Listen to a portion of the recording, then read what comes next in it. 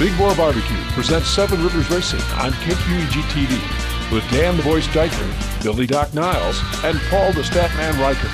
Brought to you by Big Boar Barbecue, Highway 16 West Salem, in La Crosse on 3rd Street downtown and George and Gillette Street. Big Boar Barbecue, now that's a mouthful. By Carey Heating and Air Conditioning, your residential specialist, serving the La Crosse area since 1929. Carey Heating and Air Conditioning. Welcome in, race fans. It is Seven Rivers Racing here at KQEG TV. Glad you're going to join us to find out more on what's happening in western Wisconsin and southeast Minnesota when it comes to racing. I'm radio man Dan Dyker. This guy here, that's Paul the Penguin Riker. The guy at the other end of the table, that is Billy Doc Niles. We are with you every Thursday, Friday, Saturday, and Sunday to bring in the best in short track racing. Is this casual night? I came straight from the stalls of the hotel here this afternoon. I feel it's comfortable. I miss my fansarena.com shirt though. I drove my semi all day and I carried my shirt with me. And that's why Bill smells like he does. It was in his semi all day.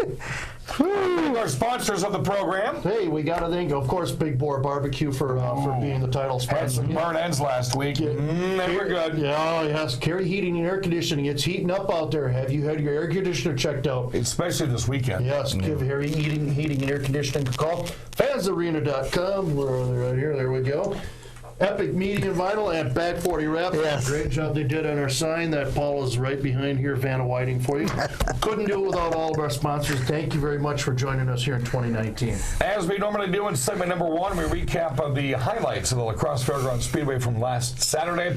And of course, we're going to show you highlights from the Tomah Sparta Speedway in segment two. Jonathan Burbach, who just got his first feature win here last week at La Crosse, is going to join us on segment number three. He's got his daughter in tow, and of course, he's very proud of that trophy that he brought in to show us here as well. We're going to try to block out Paul so you don't have to see Paul, you can just see the trophy instead. And see the golden wings and stand like this on top of a trophy. Whatever. Across Speedway last weekend, Billy Doc Niles. It has been the Jeremy Wagner show past couple of weeks, getting stronger. Here comes Nick Paninsky. Not strong enough. Yep, Nick Paninsky. He actually had to work for this one. I mean, last week he was in the front in 10 laps.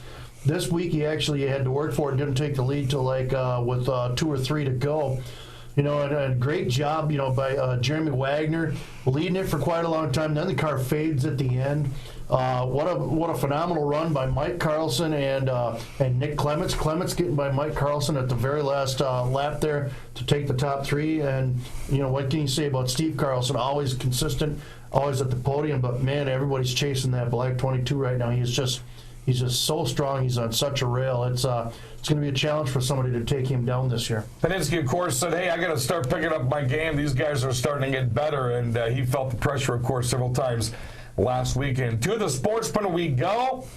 What a night to be nicknamed the Pink Panther. We're going to show the last 2 laps right here. First off, Brian Hesselberg involved in all 3 cautions in this feature. But Paul Reichert, Chris Webber saw the feature come and go. Yeah, the 2 made contact with about 5 laps to go, and they go to the back. And Tom Leafy takes over the lead and survives 2 more yellows and ends up coming away with a feature win.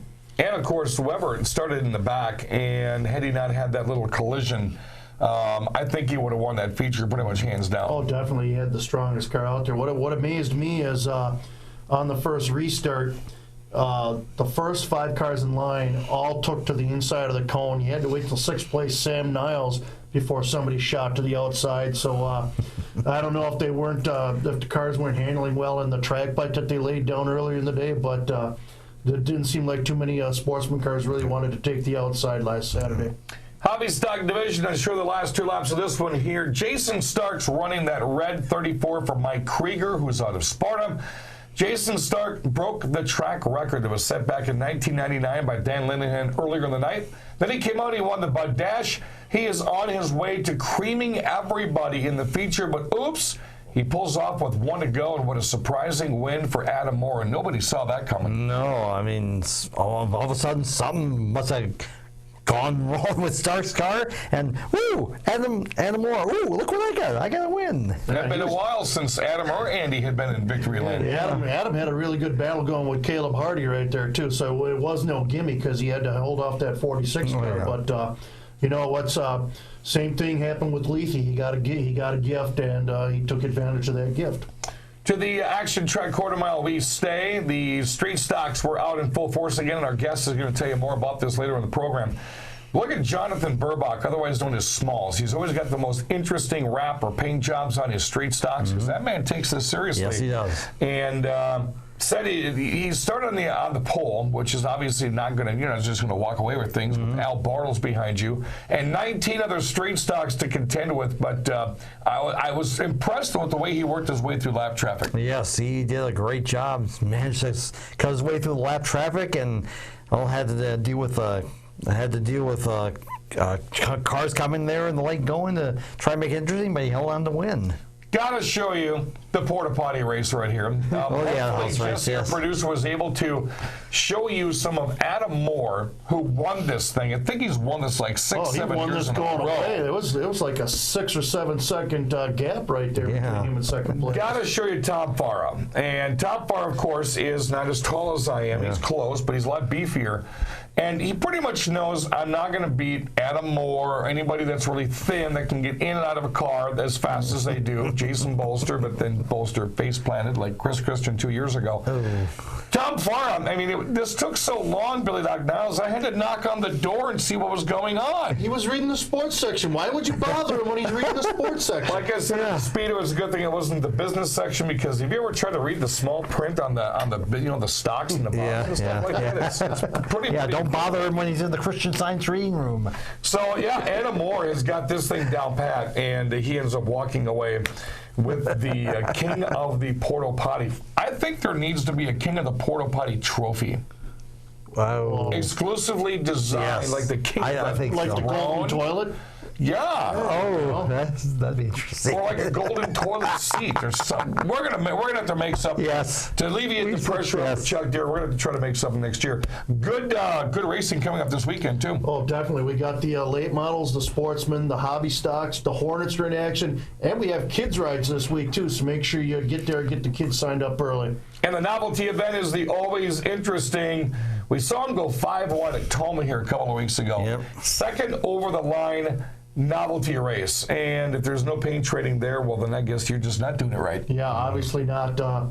This goes back to when the Speedway first started doing these years ago, and always a wild finish, at least 3-4 wide, and there's always somebody, maybe giving somebody a little nudge when they get across the line.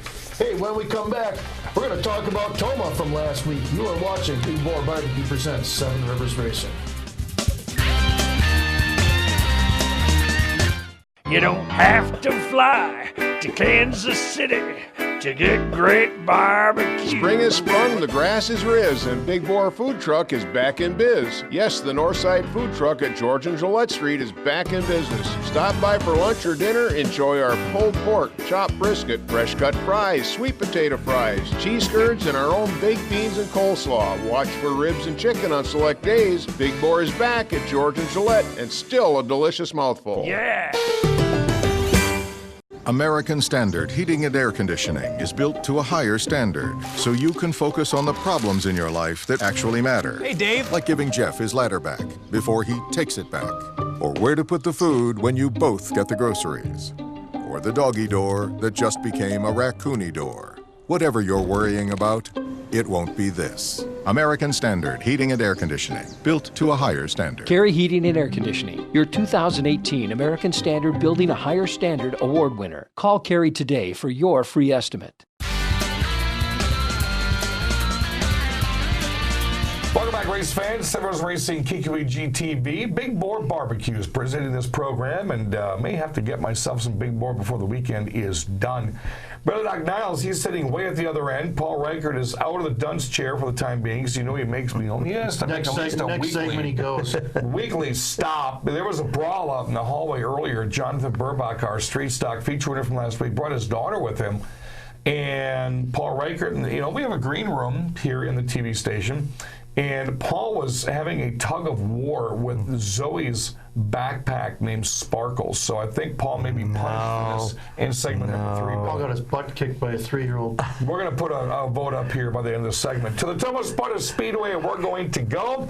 And I tell you what, it's getting warmer, crowds are getting bigger, car counts are getting larger, and of course, Paul Reichert, being the PR director there, the racing is getting simply outstanding. Oh yes, racing's getting better. We had a lot of new faces this past week at Victory Lane.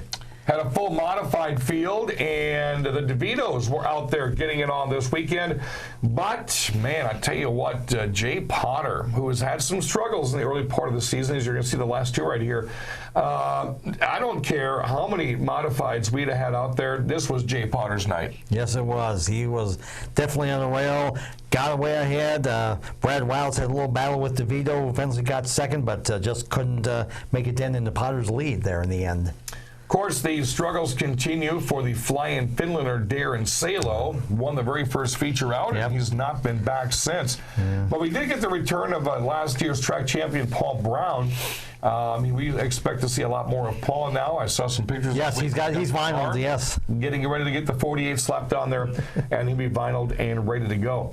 To the sportsman division, finally, a full field to run a feature this year. And Minnesota's contingent was back down again. Greg Borchert. Yes. Billy Doc Niles, you remember the Borcherts. Oh, yeah, the Borcherts, usually when one shows up, there's Nathan. Yep, usually when one shows up, there's usually one or two right behind them. But there were 3 that came out to the Tomah Sparta Speedway this past weekend to play, and we'll show you the last 2 right here. You've seen Greg Borchert's number 4 at the La Crosse Speedway. He again at Tomah was on top of his game. Yeah, Greg, he's got a pretty good background running short tracks with where he runs up in the Twin Cities. A little bit shorter and tighter down here, but he seems to have a pretty good handle on it. And as you see here, he's able to hold off Schiller to get his first feature win at Tomah. Of course, Schiller was awfully fast as well, so it was nice to see both of them right up front. But that was win number 1 for the Borcherts. Now, a Borchert name that it took us a second to realize who this was. Mike Borchert, also from Prior Lake, Minnesota, who was also one of the 3 Borcherts, came to run at the Tomah Sparta Speedway, and that's the first time I've seen him race because he's not part of the duo that runs at the La Crosse Speedway. It's usually Nathan and Greg. Mike held the lead in this one, but here's a name that I think both of these guys know. It's a black number 29. Andy Moore, again, is not lost a feature this year. No, he has not. He got the lead away from Mike, and he pulled away, but interesting battle for second there between Krieger and Hardy. Yeah, Raymond Hardy is going to get a feature win this year, and that's been Andy Moore's biggest nemesis so far. Mike Krieger had that red 34 out, and this is what really surprised a lot of people, is Mike had it at Tomah Friday night, didn't do too well. Jason Stark takes and drives that car across on Saturday, breaks a 20-year-old track record. Yep. Interesting. Is it the car or is it the driver, Billy Dog Niles? I'm not touching that one. That's always I love that comment. You know, before I started announcing on here, you never really heard people use that phrase, is it the car or is it the driver? We all know in my career it was the driver. When we come back, just kidding. Let's go to the Hornets, and this was a good field of Hornets. Paul Reichert on Friday night at Tomah. Oh, yes, a great race.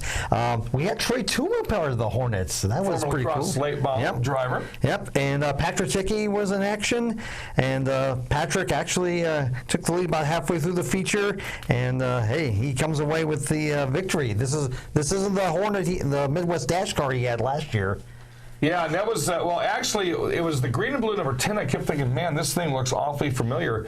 And then it dawned on me halfway through, I'm like, I wonder if that's his brother Hunter Miller's old Hornet car, and in fact it was. Oh. So he revived an old car, Billy Nice. One question I got is Tomah now, is he going to be doing weekly racing, or is he just tuning this thing up to do some traveling with it? And this is pretty much factual. He's trying to hit every enduro he can in the entire country this year. He's already been out east once. I saw the $25,000 to win 24-hour, 1,000-lap race he's looking at doing in Ohio. Holy cow. In Bigley, Ohio, I think it is. Better invest in some 5-hour energy for that. bad boy. Yeah, but he's been really tearing up the circuits. Billy, if you look at the top of your other sheet with Tomah right there, Alrighty. this is what we love. We love first-time winners. Justin DeLapp Sr. got it done. You know what? I'm looking at this. New faces ring the victory bell. Victory bell at Tomah, Sparta. That is pretty cool, by the way. Taken from Minnesota State Fairgrounds. And look at this name that you don't see often there, Justin DeLapp Sr. What a job he did. Tomah area credit union 6-shooter feature winner.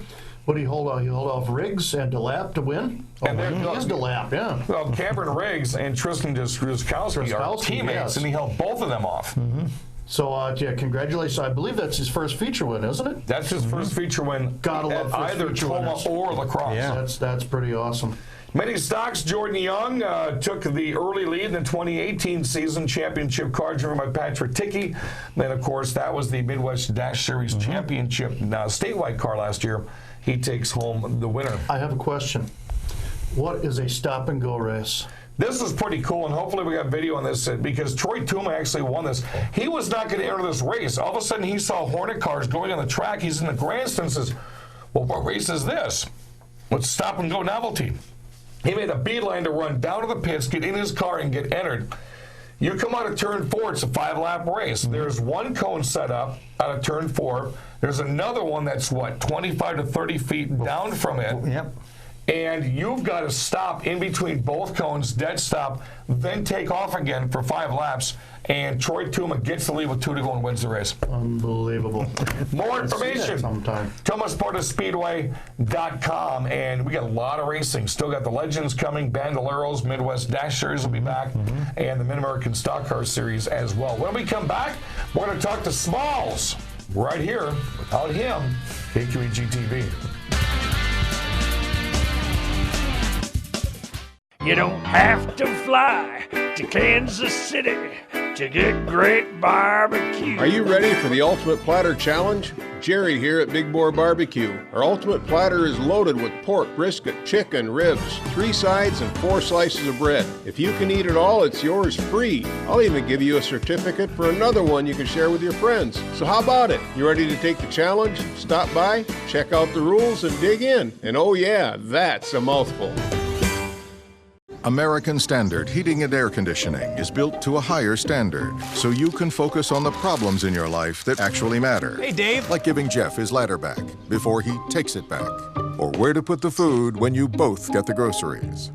Or the doggy door that just became a raccoony door. Whatever you're worrying about, it won't be this. American Standard Heating and Air Conditioning, built to a higher standard. Carey Heating and Air Conditioning, your 2018 American Standard Building a Higher Standard Award winner. Call Carey today for your free estimate. Welcome back, race fans. Stimmer's Racing, KQEG TV, along Billy Doc Niles and Radio Man Dan Dyker. Paul Reichert is in the dunce corner again, and he likes enjoying that corner. He's carved out his own little hole right there. He's doing just fine. Well, he tried to take this little girl, he tried to take this backpack away from her earlier, so we put him in the dunce She corner. kicked his butt. Yeah, because Jonathan Burbach, otherwise known as Smalls, otherwise known as feature-winning street stock driver at the La Crosse Fairgrounds Speedway. Or as Paul likes to say, first-time feature winner alert. That's his daughter. So, of course, we're not going to let Paul take away the sparkles, by the way. Paul, you can play with sparkles later on in the program. Jonathan Burbach does join us. Man, talk about getting a monkey off your back. It's been quite a while to get the feature race win. Yeah, it's been 6 years now, and yes, Zoe, 6 years, and Boo-boo. yeah, just had one heat win, and now finally that feature win. It's been a long time coming, and yeah, definitely is a monkey off the back. And it wasn't the easiest of wins when you've got a guy named Al Bartles on your other side as well. It wasn't easy at all, especially there. I get the pole, and I got Bartles on my outside, and I knew I had to get a jump. If he got by me, I'm never getting back around him because he will make that Grand Prix as wide as the track is. You know, 2 things that we saw this in the first segment when we did our recap. Number 1, you had lap traffic to deal with, and number 2, you had that 98 car to your outside too. A couple of things to kind of put yourself in a little frenzy mode there. Yeah, especially those last few laps. They got a little hairy, especially that last turn going through 3 and 4 coming to the checkered flag. That was a little dicey. Yeah, Larson, I don't know if he was experimenting with that donut tire or not to see if he could get through the corners, but man, he came on really fast in last 3-4 laps there. I think he was experimenting with a few things, that donut and the no hood, and seeing if he could drive through the dirt. And then, of course, the other thing is you go out and win a feature on a night that there are 19 street stocks. I mean, that was one of the biggest fields. Is that how many there were? I don't know. Well, 22 came out, 19 started, right, Paul? Mm-hmm. So not only do you have to deal with the fast cars coming towards the front, you're going to deal with a lot of lap traffic. And we had 4 or 5 new drivers there Saturday night. There were a few new drivers and a couple of the drivers that were new last year that are still learning. I actually have to, give them a little bit of praise. They're getting better at sticking to their line and, not getting in the way. But still, it's interesting to deal with. And then you have John in his red Impala coming out of turn 2 with a few to go, just dies on him. So that was interesting, coming right up behind him and having to get around him. See, Zoe is like I am. She's hungry, and she wants French fries, and she wants chicken nuggets and noodles. And Bill can attest, I get like this when I'm hungry. You're no fun to be around. This is true. Zoe's fun to be around, though, because Zoe has race cars in here. We'll try and make it through here for the last few minutes. Talk about the No Limits Motorsports, and I mean the way you described it on the radio show. It's like being a stockbroker with all the umbrellas you got going. Talk about the team. Well, I think it was Diker that said a couple years ago when I had 9 cars out there, I was like the Richard Petty of lacrosse. Oh yeah. Or was that you, Paul? I know it was one of you guys. You kept talking about it. It's interesting this year. We're doing a little bit different. There's No Limits Racing. That's me and Cheeto, and then you got Steve Brazda. Trying to get him to run every single race, but he keeps saying, I don't know if I want to. I don't want to make that commitment, but he still keeps bringing it out every week. So. And then we got DZR Racing, that's Tristan and Matt Dreskowski, Ian Zimmerman and Cameron Riggs, and then Leapsch Brothers Racing, that is Alex and Zach Leapsch.